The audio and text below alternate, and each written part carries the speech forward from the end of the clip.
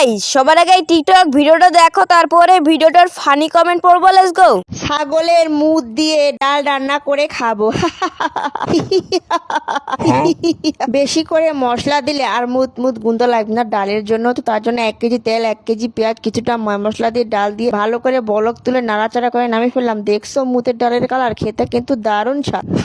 तो चलिए शुरू करते हैं। কবে জানি নিজের মুদ দিয়ে বানাই। ডাল আমার পছন্দের খাবার ছিল। ফোন কিনতে গিয়ে 500 টাকা কম দিছিলাম, তাই এরকম ভিডিও সামনে আসে। আমি ভাত খাচ্ছিলাম, আর কোনোদিন ভাত খাইতে খাইতে ফোন দেখবো না।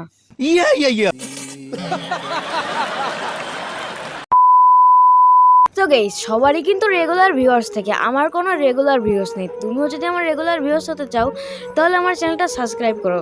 আর আমি কিন্তু 1000 সাবস্ক্রাইব হলে ফেস্টিভ্যাল করতে যাচ্ছি। তো তোমরা কি আমার ফেস্টিভ্যাল দেখতে চাও? কমেন্টে বলো।